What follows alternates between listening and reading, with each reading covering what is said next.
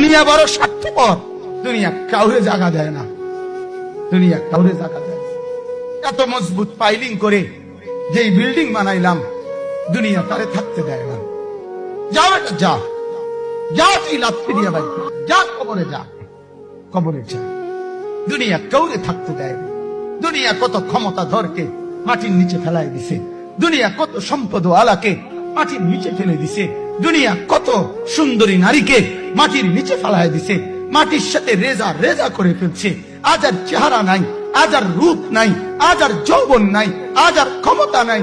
এমন বাদশা ছিল পৃথিবীতে যার হাতের আঙ্গুলের ইশারায় মানুষের গর্দান উড়াইয়ে দিত, যার হাতের ইশারায় উঠত মানুষ, বসত মানুষ।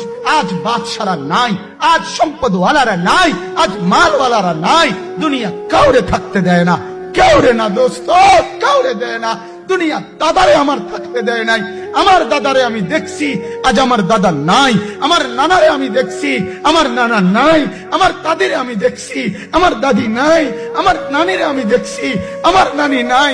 আমার বাবারে আমি দেখছি, 14 লক্ষ টাকা বাবার পেনশনের আমি সব ডাক্তারের পিছনে খরচ করে ফেলছি, বাড়ির ফসলের জমি বিক্রি করে ফেলছি। আমার বাপ যেন না মরে বারবার বারে হসপিটালে নিছি, কিন্তু দুনিয়া আমার বাপকে থাকতে দেয় নাই। আমার বাপ কবরে চলে গেছে। দুনিয়া কাউরে থাকতে দেয় না, কাউরে না, কাউরে না, কাউরে না, কাউরে না। আমার বাপ দুনিয়া কাউরে থাকতে দেয় না। তুমি থাকবে না, তুমি থাকবে না। দুনিয়ার ধোকায় পয়রো হাবা, দুনিয়ার ধোকায়। আমার আলা হযরতকে যদি মুসলমানরা চিনত, তাহলে মুসলমানদের বক্তব্যে আইনস্টাইনের রেফারেন্স আসতো না, আলা হযরত আগে আসতো।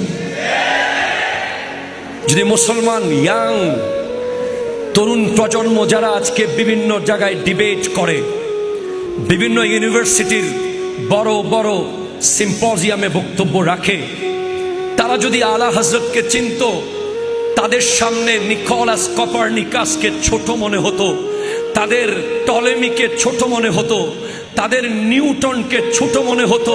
তারা জানতো মুসলমানদের কাছে এমন এক জাত আছে যার সিনার ভিতরে আল্লাহর জগতের সমস্ত এলম আল্লাহ এক জায়গায় করার সুযোগ করে দিয়েছেন।